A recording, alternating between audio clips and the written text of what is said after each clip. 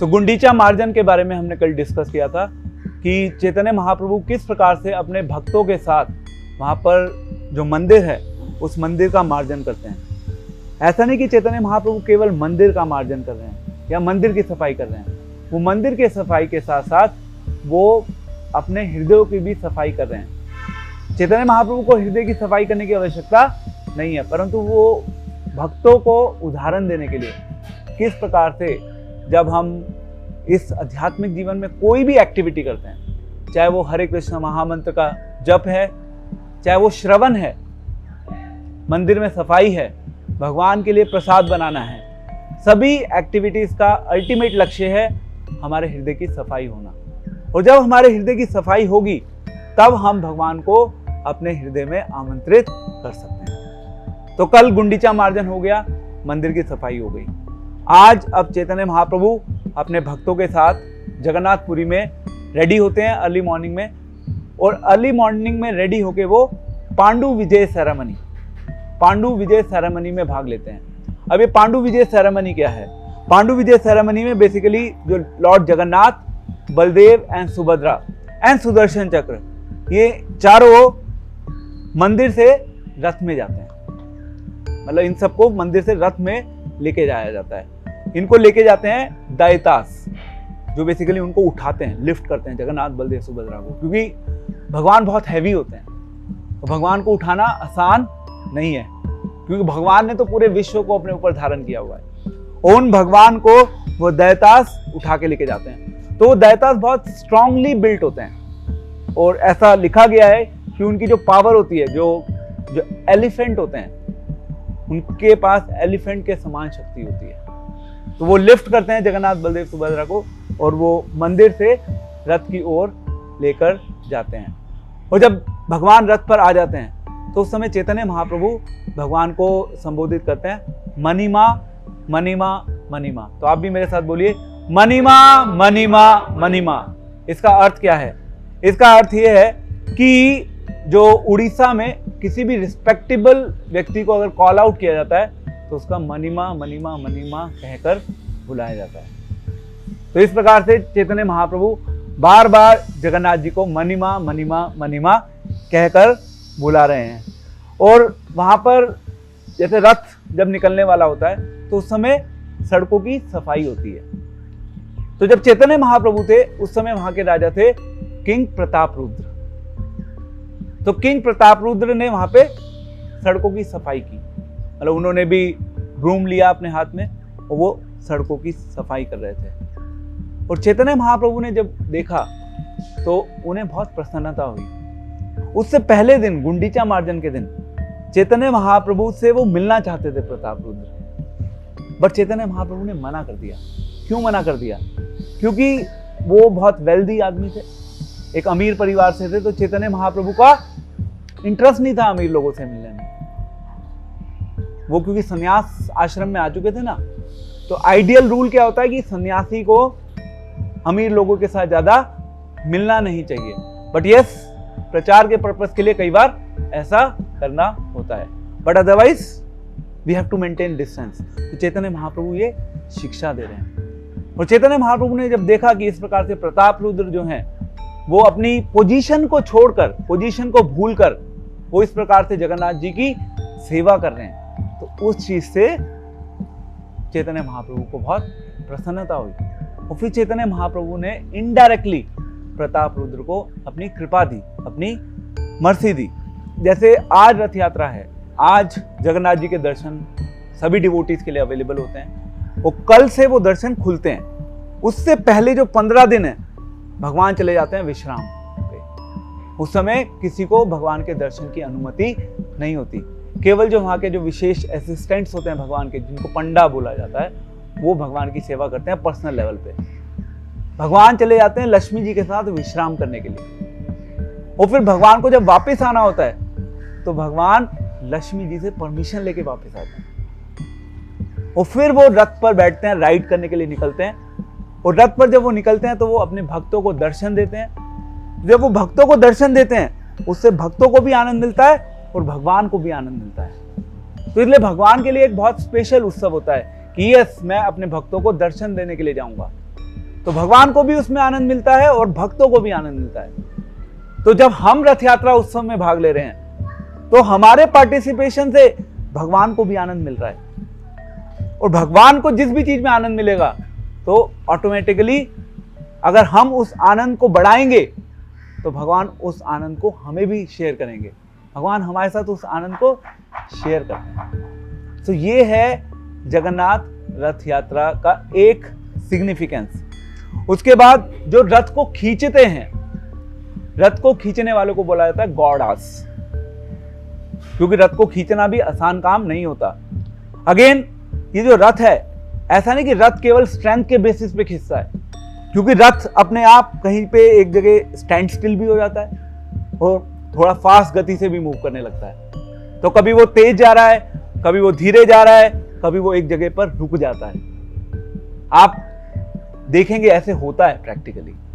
चैतन्य महाप्रभु के समय पर भी हो रहा था, अभी हम उसको डिस्कस करेंगे। तो वो रथ रुक रहा था, तो ऐसा नहीं था कि केवल शक्ति के बल पे रथ को खींचा जा रहा था, वो तो अल्टीमेटली भगवान की विल थी कि यस, अगर मैं खींचना चाहता हूं तो मैं खींचूंगा, अगर मैं नहीं खींचना चाहता अपने भक्तों के द्वारा या इस संसार के साधारण डिवोटीज के द्वारा, तो I will not move. It is my desire when I want to move and when I don't want to move.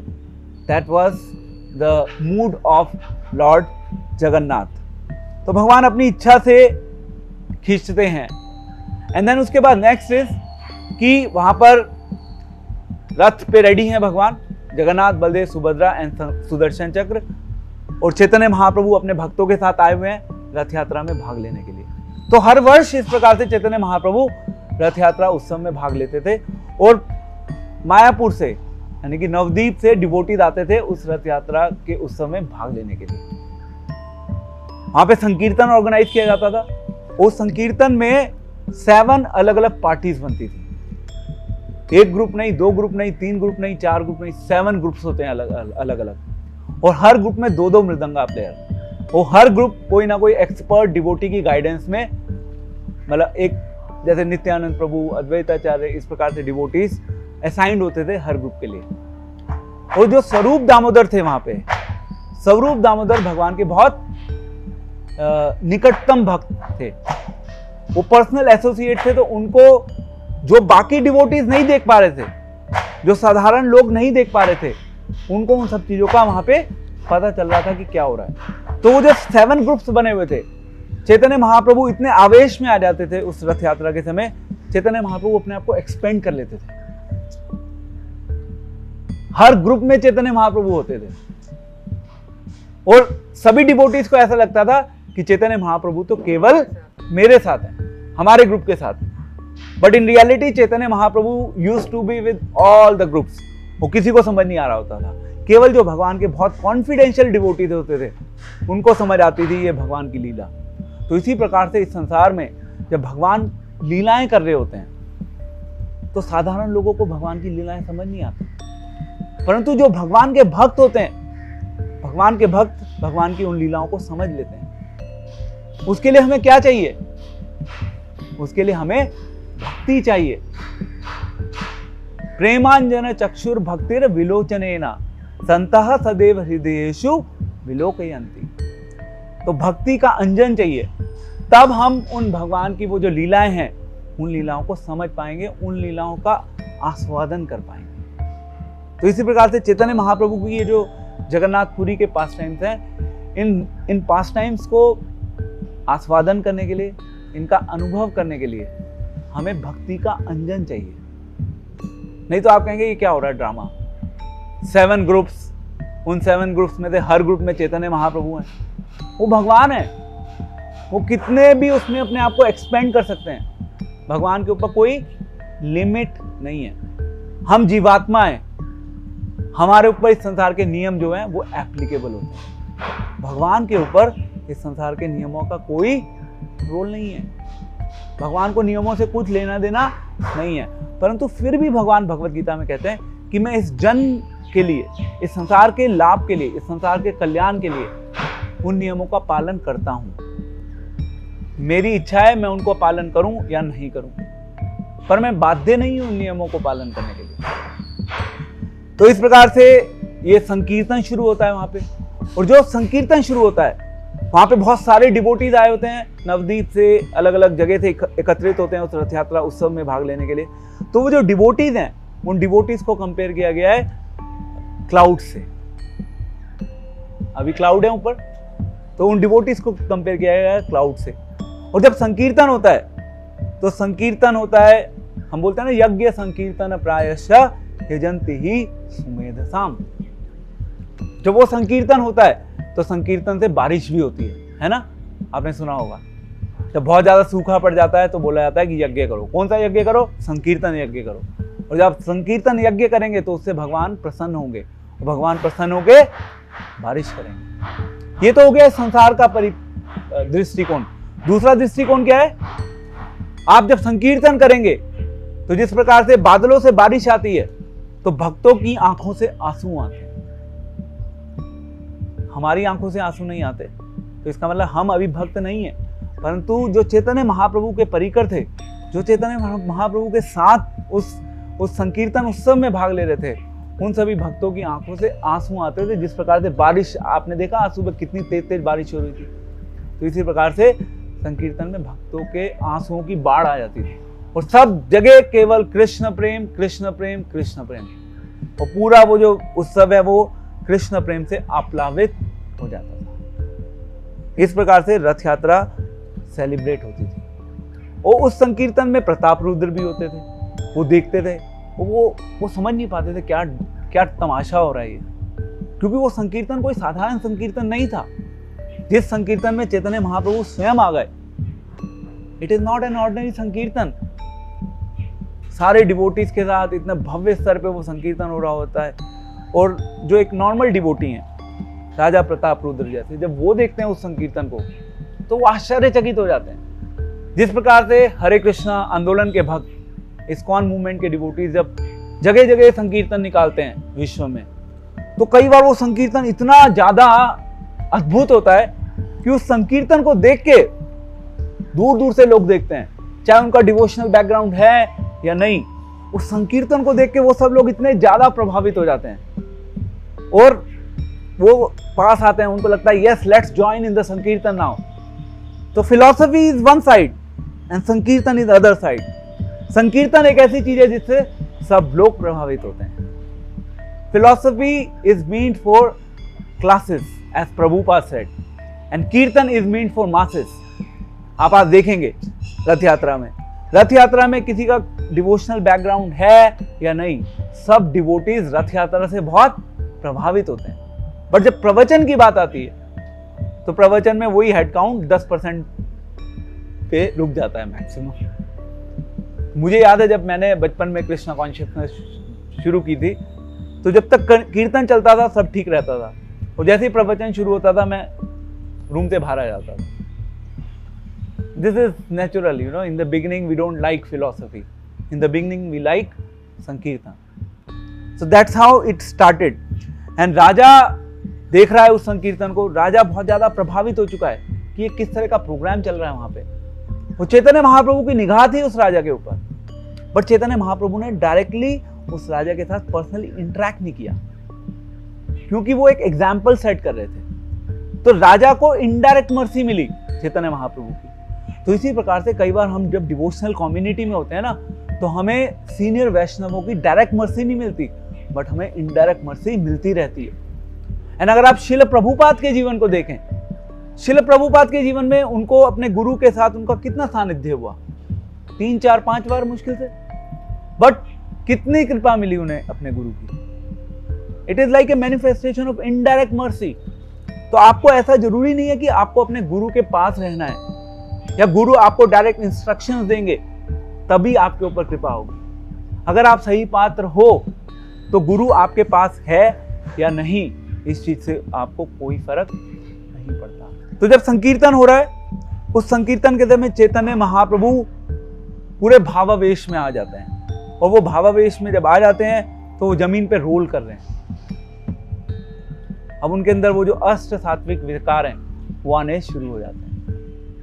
जमीन पर रोल कर रहे हैं, उनके मुंह से झाग निकल रहा है, कभी कभी वो बिल्कुल ब्रेथलेस हो गए, उनकी सांसें बिल्कुल नम हो गए ऑलमोस्ट उनकी बॉडी। और जब वो देखते थे डिवोटीज, वो कहते थे क्या हो गया, मतलब जैसे जैसे उनको लग रहा था कि चैतन्य महाप्रभु जीवन छोड़ रहे हैं, वो भी अपना जीवन छोड़ना शुरू कर देते थे। So it was not some ordinary affair going on, और हर कोई इसको समझ नहीं पा रहा था।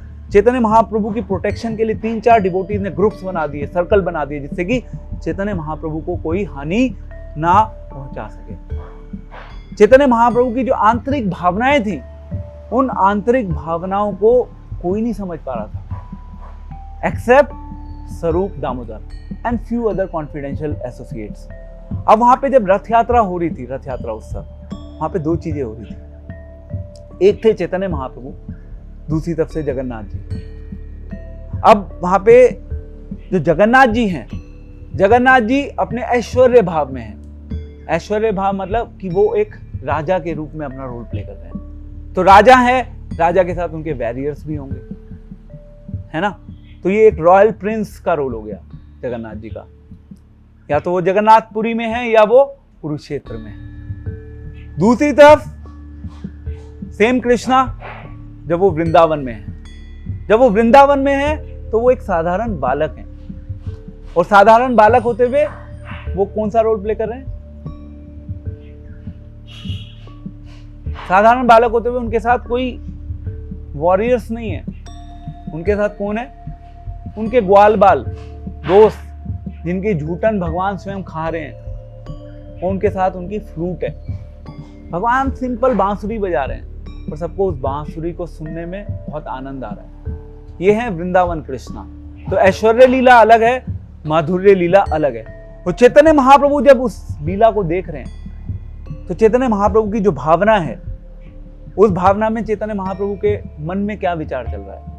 चैतन्य महाप्रभु सोच रहे हैं कि अब मैं भगवान को, यानी कि जगन्नाथ जी को मैं लेके जा रहा हूं, कहां से? कुरुक्षेत्र या जगन्नाथपुरी से वृंदावन की ओर। क्योंकि भगवान ने जब मार दिया कंस को, उसके बाद तो भगवान ने ब्रजवासियों को छोड़ दिया था, और फिर वापस भगवान बाद में आए थे जब सूर्य ग्रहण लगा था। कहां पर? कुरुक्षेत्र में। तो क्योंकि जो चैतन्य महाप्रभु हैं, चैतन्य महाप्रभु राधा भाव द्युति सुविल्यता, वो राधा भाव है, राधा भाव में है ना Chaitanya Mahaprabhu. Although he is Krishna, but वो कौन सा भाव कैरी कर रहे हैं? श्रीमती राधा रानी का भाव कैरी कर रहे हैं। तो श्रीमती राधा रानी का भाव जब वो कैरी कर रहे हैं अपने साथ, तो अब वो एक्सपेक्ट कर रहे हैं कि कृष्णा भी उनसे डील करें वृंदावन के प्लेटफॉर्म, ना कि द्वारका या जगन्नाथपुरी या कुरुक्षेत्र के प्लेटफॉर्म। इसलिए वो अपने भक्तों के साथ उन जगन्नाथ कृष्ण को लेके जाना चाह रही हैं वृंदावन। अब वहां पे क्या शुरू हो गया?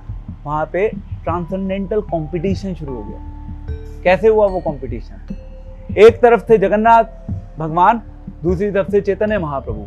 तो जब चैतन्य महाप्रभु रथ से थोड़ा सा पीछे चले जाते थे अपनी संकीर्तन की टीम के साथ, तो जगन्नाथ जी की निगाह तो चैतन्य महाप्रभु के ऊपर होती थी। तो जब पीछे चले जाते थे तो रथ रुकना शुरू हो जाता था, और वो फिर वापस आगे आते थे तो फिर रथ मूव होना शुरू होता था। तो चाहे भक्त कितना खींच लें उस रथ को, उससे काम वहां पे नहीं हो रहा था। सबको लग रहा था कि फिजिकली हम खींच रहे हैं तो उससे काम हो रहा है, but that was not the reality. तो इस कंपटीशन को बोलते हैं ट्रांसेंडेंटल कंपटीशन। और उस कंपटीशन में कौन जीत रहा था? जगन्नाथ जी या चैतन्य महाप्रभु? चैतन्य महाप्रभु उस कंपटीशन में जीत रहे थे। It was not Jagannath ji who was winning in that competition. तो चैतन्य महाप्रभु उसमें ज्यादा स्ट्रांग थे। अब आप कहेंगे ये क्या हो रहा है? ये इसलिए हो रहा है क्योंकि कृष्णा भी श्रीमती राधा रानी के प्रेम से ज्यादा प्रभावित होते हैं, ज्यादा आकर्षित होते हैं। वो उसमें ज्यादा अल्टीमेटली श्रीमती राधा रानी का जो प्रेम है वो तो सर्वश्रेष्ठ है ना। तो उस प्रेम के आगे कृष्ण का प्रेम भी फीका पड़ जाता है। तो इसलिए चैतन्य महाप्रभु जगन्नाथ जी को खींच पा रहे हैं, बट जगन्नाथ जी चैतन्य महाप्रभु को नहीं खींच पा रहे। इस कंपटीशन को बोलते हैं ट्रांसेंडेंटल कंपटीशन। देखिए, कंपटीशन इस संसार में भी होता है। अब जब इस संसार में कंपटीशन होता है तो इस संसार की कंपटीशन की क्या प्रॉब्लम है? एनवियसनेस होती है, जेलस होती है। हम कंपटीशन करते हैं इस भावना के साथ कि मेरे को दूसरे को नीचा दिखाना है। आध्यात्मिक जगत में कंपटीशन होता है, उसमें क्या होता है कि हम दूसरे को नीचा नहीं दिखा रहे, बट हम भगवान की प्रसन्नता के लिए, हम भगवान के लिए सब कुछ करने के लिए तैयार हैं, बट हमारे अंदर दूसरे के प्रति एनवियसनेस नहीं है, हम दूसरे से जेलस नहीं है। अगर वो कर रहा है, नो प्रॉब्लम, ठीक है, I will do it more, मैं और करूंगा। अगर कोई, आप देखते हैं डिवोशनल कम्युनिटीज में अलग अलग ग्रुप्स होते हैं, एक ग्रुप बहुत ज्यादा सेवा कर देगा, दूसरा ग्रुप कम सेवा करेगा, तो दूसरे ग्रुप का कर्तव्य क्या है कि ठीक है, let me get inspiration, let me try to do more service, तो मेरी सेवा से शायद भगवान प्रसन्न होंगे।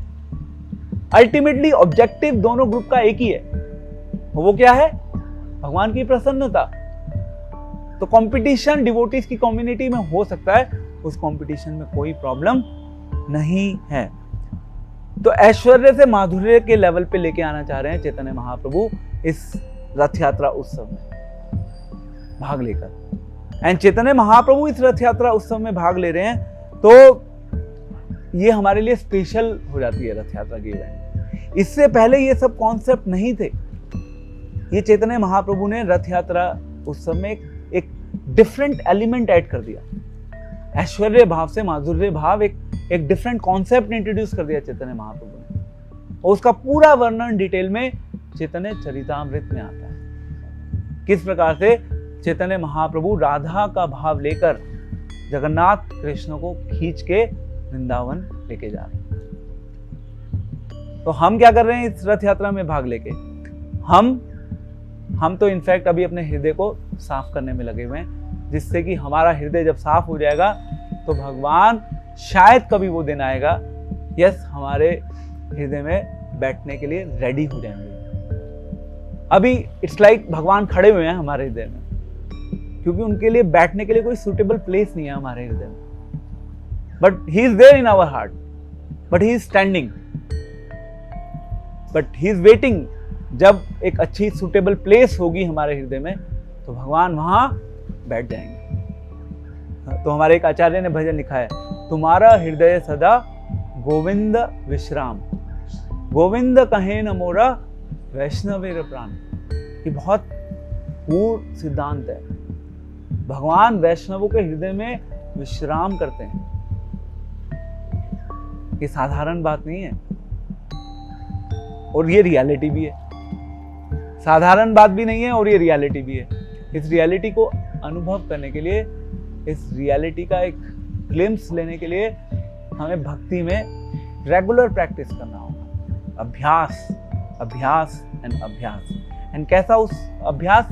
उत्साह के साथ, केवल अभ्यास नहीं, उत्साह के साथ। और जितना आपका उत्साह होगा, उतना आपका अभ्यास ज्यादा जल्दी मैच्योर होगा,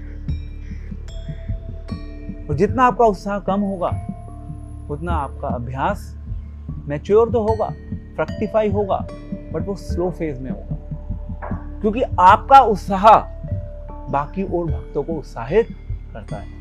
इसलिए भक्ति में हमेशा उत्साहित रहो। इंटरनली तो डिवोटीज रहते हैं, बट केवल इंटरनल से काम नहीं चलता। इंटरनल के साथ साथ बाहर भी अपने उत्साह को दिखाना होता है, क्योंकि हमारे उत्साह से बाकी डिवोटीज उत्साहित होंगे ना। तो भगवान का जब संकीर्तन हो रहा है, उस समय सब भक्तों को नृत्य करना चाहिए। वो आपका उत्साह प्रदर्शित करता है। आप कहेंगे नहीं नहीं फाइन, हम तो अंदर से ही उत्साहित हैं। केवल अंदर से काम नहीं चलता। भगवान की प्रसन्नता के लिए, बाकी डिवोटीज की प्रसन्नता के लिए हमें अपने उत्साह को दिखाना होता है। भगवान का अपने भक्तों के साथ जो संबंध है, उस संबंध का आदान प्रदान चलता है। अब ये जो संबंध है, ये कोई साधारण संबंध नहीं है। ये जो रिलेशनशिप है भगवान की अपने भक्तों के साथ, ये कोई ऑर्डिनरी मंडेन रिलेशनशिप की तरह नहीं है, क्योंकि इस रिलेशनशिप का आधार केवल अपना सुख नहीं है। इस रिलेशनशिप का आधार है भगवान का सुख। भगवान केवल अपने सुख के बारे में नहीं सोच रहे, भगवान भक्तों के सुख के बारे में सोच रहे हैं, और भक्त भगवान के सुख के बारे में सोच रहे हैं। This is also called as competition. भगवान भक्त को सुखी करना चाहते हैं, और भक्त भगवान को सुखी करना चाहते हैं। और इसीलिए भगवान इस रथ यात्रा के उत्सव के दिन घर से अपने बाहर निकलते हैं, जिससे कि वो भक्तों को सुखी कर सकें। तो ये है रथ यात्रा उत्सव। आप इस भावना के साथ इस रथ यात्रा उत्सव में भाग लीजिए और चैतन्य महाप्रभु से प्रार्थना कीजिए कि जिस प्रकार से उन्होंने जगन्नाथ जी को खींचा, कहाँ से? नीलाचल मंदिर से गुंडीचा मंदिर तक अपने भक्तों के साथ, हमें भी शक्ति प्रदान कीजिए भगवान कि हम भी आपको अपने हृदय में आमंत्रित करने के लिए अपने हृदय को शुद्ध बना सकें। हमारे पास एक यही चॉइस है और इससे ज़्यादा हम कुछ नहीं कर सकते। हमारा जो प्रयोजन है, हम प्रयोजन के रूप में बात कर सकते हैं, लव इन सेपरेशन, इन सब चीज़ों के ऊपर बात हो सकती है, वो हमारा लक्ष्य है। बट अभी हम क्या कर सकते हैं? हम अभी केवल सर्विस इन सेपरेशन कर सकते हैं। सर्विस इन सेपरेशन, अभी भगवान हमारे सामने नहीं है, हमारे जीवन का लक्ष्य भगवान के दर्शन करना नहीं है, हमारे जीवन का लक्ष्य है भगवान की सेवा करना। तो हमारा फोकस सेवा है, हमारा फोकस दर्शन नहीं है। क्योंकि अगर आपके सामने आज के समय में भगवान आ भी जाएं, आ सकते हैं, it's not a big deal. अगर आपके सामने भगवान आ भी जाएं, कल से आपकी वही लाइफ शुरू हो जाएगी जो लाइफ आपकी आज है, कल आप वही चीज कर रहे होगे, आपको कोई फर्क नहीं पड़ेगा उस चीज से। क्यों नहीं पड़ेगा? क्योंकि अभी आपका भगवान से आकर्षण नहीं है। जब तक वो आकर्षण बहुत कंडेंस नहीं हो जाएगा, प्रगाढ़ नहीं हो जाएगा, स्ट्रांग नहीं हो जाएगा, तब तक भगवान आपके सामने आएंगे और आके चले जाएंगे। It will have no impact on your life. तो भगवान चाहते हैं कि पहले हमारा आकर्षण पूर्ण रूप से विकसित हो जाए, और जब हमारा आकर्षण पूर्ण रूप से विकसित हो जाएगा, तब क्या होगा? तब भगवान अपने आप हमारे सामने आ जाएंगे और फिर हम इस शरीर में कुछ करने के लिए नहीं बचेंगे, फिर हम सब कुछ भगवान के लिए करेंगे। तो वो स्थिति हमें अभी डेवलप करनी है। And in fact this is one of the definition of मुक्ति ऑल्सो। मुक्ति, अगर कोई व्यक्ति मुक्त है तो वो अपने लिए नहीं जीता, वो भगवान के लिए जीता है। वो फिजिकली जी जरूर रहा होता है इस संसार में, बट क्योंकि वो अपने लिए नहीं जी रहा तो वो मुक्त हो चुका है। और जब तक हम इस संसार में अपने लिए जीते हैं, तब तक हम केवल बद्ध ही हैं, हम कंडीशनड हैं, हम प्रोग्राम्ड हैं सब लोग। तो हमें मुक्त होना है अल्टीमेटली। और मुक्त होंगे जितना हम इस संसार की जितनी भी ये चैं पैपे हैं, उन चैं पैपे से निकलकर केवल भगवान के नाम पर, भगवान की कथा के श्रवण में और भगवान की जो अलग अलग सेवाएं हैं उनमें हम अपनी रुचि को पूर्ण रूप से विकसित करेंगे। This is Krishna consciousness. Shri Shri Jagannath Baldev Subhadra की, जगत गुरु श्रील प्रभुपाद की, निताई गौर प्रेमानंदे। हरे कृष्णा।